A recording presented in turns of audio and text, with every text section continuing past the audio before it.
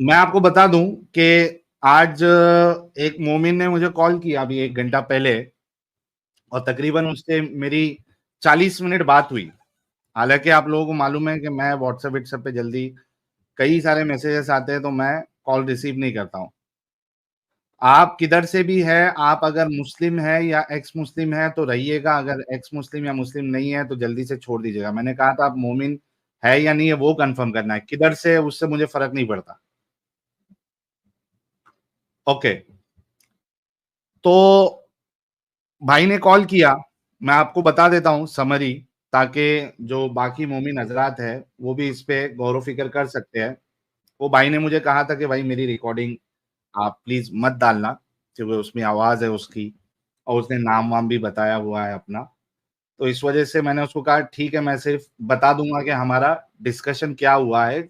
जैसे तू दिमागी अपंगता से बाहर निकला है, हो सकता है कि ये डिस्कशन जो हमारा चला है वो सुन के हमारे और मोमिन हजरात भी इस दिमागी अपंगता से बाहर निकल जाए। तो भाई ने कॉल किया और सबसे पहला सवाल किया कि यार साहिल भाई, मेरे वहां पे मैंने देखा हुआ है कि मौलाना जब कुरान पढ़ते हैं तो लोगों के अंदर जो जिन होते हैं वो बाहर निकल जाते हैं। यानी जो आड़ी टेढ़ी हरकत करता है, जिसके अंदर जिन आता है वो आड़ी टेढ़ी हरकत करता है, जैसे मेंटल हॉस्पिटल में लोग आड़ी टेढ़ी हरकत करते हैं, उस तरीके से आपको कई सारे लोग जो है वो आड़ी टेढ़ी हरकत करते हुए, जैसे उनको कुछ नजर आ रहा है और कुछ एक्स्ट्रा ऑर्डिनरी पागल चाले करते हैं। तो उसने कहा कि मैंने देखा है कि भाई आप तो कहते हो कि कुरान जो है ये कोई अल्लाह का कलाम नहीं है और ये सही नहीं है। तो मैंने तो देखा है कि हमारे सामने जो है मौलाना कुरान पढ़ते हैं और वो लोगों के अंदर का जिन बाहर आ जाता है। बोला ठीक है, एक काम कर, यूट्यूब में जा और यूट्यूब में आपको ऐसे क्रिश्चियन पास्टर्स भी मिल जाएंगे जहां पे लोगों के अंदर के भूत और जिन भाग रहे हैं। और इसी तरीके से आपको, अगर यूट्यूब में आप ढूंढोगे तो आपको हिंदुइज्म के भी कोई पंडित साहब मिल जाएंगे, जो कि ऐसे जो लोग होते हैं जिनको मेंटल इलनेस होता है उनके अंदर से वो भी भूत भूत और ये जिन विन भगा देते हैं।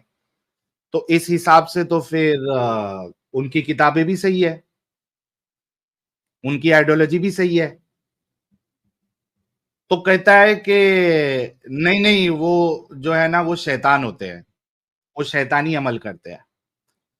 तो मैंने कहा एक बात बता, जो बीमार होता है उसको सही दवा दी जाएगी तो ठीक होगा या गलत दवा दी जाएगी तो ठीक होगा?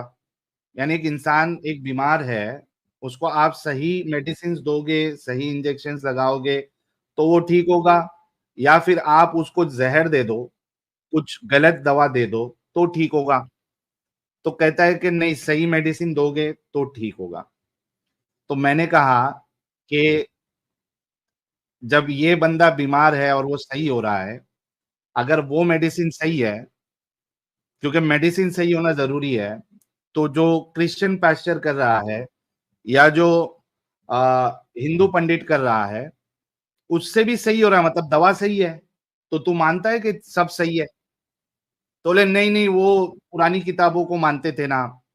बोला पुरानी किताब को तो तुम मानते हो कि वो बदल गई है, अब वो तो जो है वो जीसस को अपना यानी खुदा का बेटा मानते हैं, और जो हिंदू हजरात है वो तो मुशरिक है, शिर्क करते हैं वो।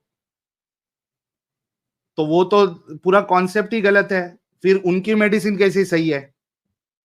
तो भाई को समझ में आया कुछ, फिर आगे बढ़ा, कहता है कि भाई ये भगवा लव ट्रैप जो हो रहा है, मैं इसको गलत समझता हूँ। हमारे लोग भी करते हैं, मोमिन लोग भी करते हैं और ये हिंदू लोग भी करते हैं, तो ये तो गलत है हिंदू लोग जो कर रहे हैं। मैं बोला कोई भी कर रहा हूँ, हिंदू कर रहा हूँ, मुस्लिम कर रहा हूँ, कुछ भी कर रहा हूँ, अगर वो गलत काम कर रहा है तो गलत काम है, मैं कब इसको सही बोल रहा हूँ? तो बोलता है ये बॉयफ्रेंड गर्लफ्रेंड का कॉन्सेप्ट ही गलत है। मैं बोला क्यों गलत है भाई, बॉयफ्रेंड गर्लफ्रेंड का कॉन्सेप्ट क्यों गलत है? तो बोलता नहीं ऐसा कैसा बिना शादी के आप जो है वो गर्लफ्रेंड रख रहे हो किसी को। मैंने कहा एक बात बता, तेरे रसूलुल्लाह तेरे सहाबी या किसी को स्लेव बना के हेडफ़ोन आप लोग लगा लीजिएगा, अगर कोई फैमिली-वैमिली के साथ देख सकता है तो आप हेडफ़ोन लगा लें क्योंकि मैं कुछ अभी ऐसे तीखे शब्दों का इस्तेमाल करने वाला हूँ, जो मैंने उससे किया है। आप हेडफ़ोन लगा लें, पहले ही वार्निंग आपको दे रहा हूँ। मैंने उससे कहा कि भाई एक बात बता, किसी को स्लेव बना के उसको चोदना, ये बुरा है ज़्यादा या किसी को गर्लफ्रेंड बनाना बुरा है? तो बोलता ऐसा कैसा? तुम इतने गंदे अल्फाज क्यों इस्तेमाल कर रहे? वो ऐसा मत बोलो, उसको जो है ना आप हमबिस्तरी बोलो। मैंने कहा मैं गंदे काम में गंदे अल्फाज ही इस्तेमाल करता हूँ, अच्छे काम में अच्छे अल्फाज। अगर आप शादीशुदा कपल्स की बात करोगे, तो मैं उसमें बोलूँगा ठीक है भाई, सेक्स किया, इंटरकोर्स किया, हमबिस्तरी की। मैं अच्छे अल्फाज इस्तेमाल करूँगा, मैं नॉर्मल अल्फाज इस्तेमाल करूँगा। लेकिन अगर लौंडी की बात आएगी, तो ये अच्छा काम नहीं है। इस वजह से मैं इसको इसमें अच्छे अल्फाज का इस्तेमाल मैं नहीं कर सकता। मैं ऐसे ही करूँगा, ताकि तुमको लगे। अच्छा बोलता है कि नहीं वो उसमें जो है ना वो उनको ज़िम्मेदारी उनकी उठाते थे, तो उसमें कोई गलत नहीं है। मैं बोला कि अगर बॉयफ्रेंड अगर गर्लफ्रेंड की ज़िम्मेदारी उठा ले और फिर गर्लफ्रेंड बनाए तो मसला है। तो बोलता है नहीं, नहीं गलत है वो। बोला अच्छा गलत है और ये सही है? हाँ, ये ज़िम्मेदारी उठा के उनके साथ सेक्स करते थे, तो इसमें क्यों प्रॉब्लम है आपको? मैं बोला एक बात बता भाई, मैं अगर तेरी अभी वही अपन फिर डीप में चले जाते, पर्सनल हो जाते। मैंने कहा कि अगर मैं तेरी अप्पी को, तेरी बहन को और तेरी बेटी को अगर मैं स्लेव बना लूँ, डिज़ाइनर वाले कपड़े पहनाऊँ, बिरयानी खिलाऊँ और उसके बाद उनके साथ सेक्स करूँ, ज़िम्मेदारी पूरी लेके मैं अगर सेक्स करूँ, तो प्रॉब्लम नहीं है। अब बेचारे को बात चुभने लगी, तो बोलता है, "अरे! ऐसा नहीं" और मैं बोला, "अच्छा, उसके बाद मैं 2 महीना अपने पास रखूँ, तेरी बहन और बेटी को स्लेव बना के, ज़िम्मेदारी पूरी उठा के, अच्छा खिला-पिला के, उसके बाद मुंबई में है एक ग्रैंट रोड, कमाटीपुरा। मैं बोला वहाँ जाके बेच दूँ, तो? नहीं, नहीं ऐसा कैसा बात कर रहे तुम? हमारे नबी ऐसा थोड़ी ना कर मैं बोला साबित कर दूँ तो? तेरे रसूलुल्लाह तेरे सहाबी सेक्स करते थे। तेरे रसूलुल्लाह तेरे सहाबियों ने लौंडियों को, गुलामों को बेचा भी है। अगर साबित कर दूँ तो? मानेगा फिर कि ये गंदगी है? निकलेगा इस गंदगी से? तो कहता है कि नहीं फिर मेरे रसूल अगर उन्होंने कुछ किया है पहले तो मानने से इनकार किया। मैं बोला अगर साबित कर दूँ उसके बाद, अभी नहीं। तो कहता नहीं उन्होंने सही किया है तो फिर जो है ना वो तो फिर ठीक है उसमें कुछ हिकमत रहेगी। तो बोला यही तुम लोगों का प्रॉब्लम है। जब तेरी बहन और बेटी की एग्ज़ाम्पल दिया मैं, तो तेरे को गलत लगा और जब रसूल की बात आती है या इस्लाम की बात आती है, तो तुम लोगों का जो पैरामीटर है, तुम लोगों का जो मेयार है, वो चेंज हो जाता है। तुम लोग दिमागी अपंग हो, इसी वजह से तुमको दिमागी अपंग हम कहते हैं और मुनाफिक, हिपोक्रेट और दोगला इसी वजह से कहते हैं, क्योंकि तुम्हारे नज़दीक दूसरे के लिए उसूल अलग है, अपने लिए उसूल अलग है। मैंने कहा तूने अपनी बहन और बेटी के लिए तो तू कहा गलत और यहाँ पे उसको जो है कह रहा है कि मैं नहीं मानूँगा। मैं बोला ठीक है भाई, तू मत मान तेरी मर्ज़ी, क्योंकि तुम लोग दिमागी अपंग लोग हैं और तू इधर सिर्फ़ मेरे को मुसलमान बनाने के लिए आया है, तो मैं कुछ नहीं कर सकता। जा तेरी मर्जी, रहे दिमागी अपंग जी। अब उसको जो है बातें चुभने लगी। मैं बोला चल रख दे अभी कॉल, क्या बात करूं तेरे से, तेरे से बात करके कोई मतलब ही नहीं है। तो बिलाखिर उसने कहा कि भाई बात तो आपकी बिल्कुल सही है कि ये तो गलत है, आपने मुझे जब मेरी बहन का एग्जाम्पल दिया, बेटी का एग्जाम्पल दिया, तो आपकी बात सही है, गलत है ये चीज। तो मैं बोला फिर क्यों इसमें है? जो गलत काम करे उसको क्यों तू अपना आइडल बना रहा है, उसके लिए क्यों अपनी जिंदगी बर्बाद कर रहा है?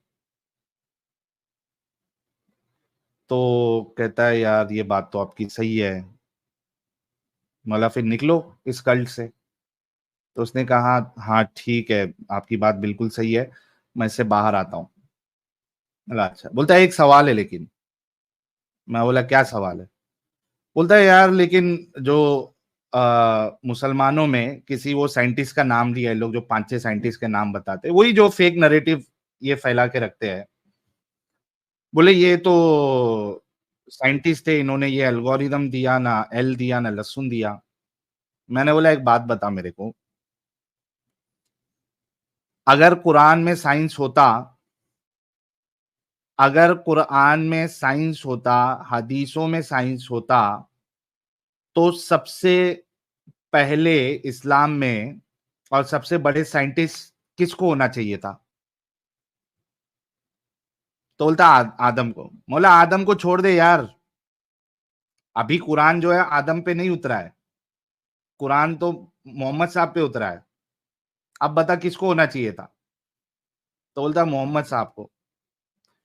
मैं बोला सही बात है ना, मोहम्मद साहब को होना चाहिए था ना। बाद के मुसलमान कौन साइंटिस्ट बना नहीं बना, कहाँ से डेटा लिया कहाँ से नहीं लिया, तब तक तो जो है दुनिया एडवांस हो गई थी। लोगों के पास यहाँ वहां से इंफॉर्मेशन आती थी, वो पढ़ाई लिखाई करते थे। लेकिन जिसको असल साइंटिस्ट होना चाहिए था, क्या उसकी जिंदगी में आपको कोई भी डेवलपमेंट, कोई ऐसी चीज मिलती है जो दुनिया के लिए उन्होंने कुछ नया दे के गए या भलाई की है? उनके घर पे टॉयलेट तक नहीं था। हगनपुर तक उनको अगर जाना होता तो वो मैदान में जा रहे। वो किस्सा याद है ना, हजरत उमर वाला, किसके साथ किया था उन्होंने? बताओ जरा। ए सौदा, मैंने तुझे पहचान लिया।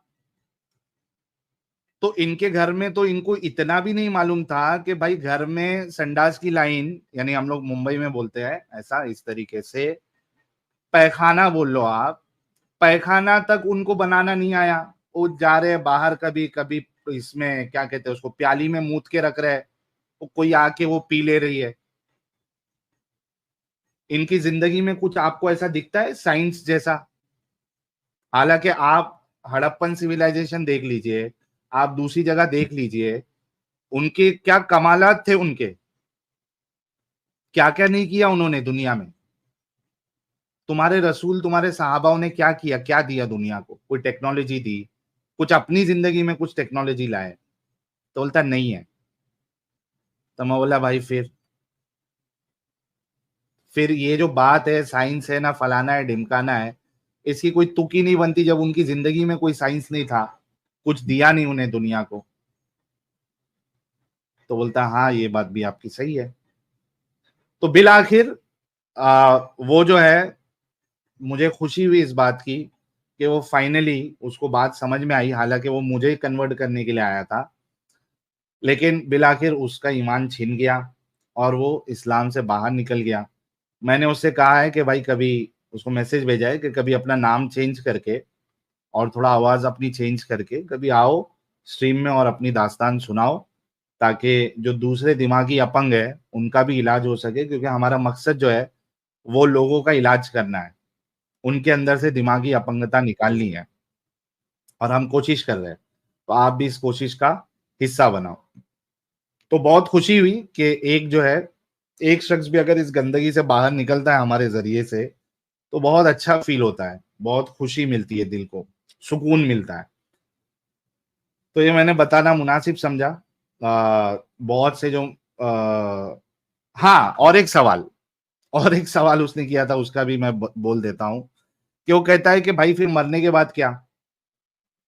मैं बोला मरने के बाद कुछ भी नहीं।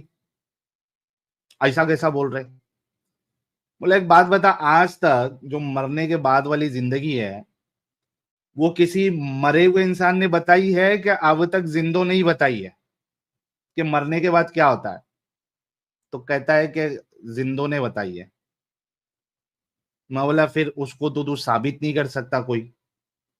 न मौत के बाद कब्र का अजाब, न जन्नत, न जहन्नम, इसको तो कोई साबित नहीं कर सकता। मरा हुआ आके बता नहीं रहा, जिंदे बता रहे हैं और उनके पास कोई प्रूफ नहीं है, कोई सबूत नहीं है।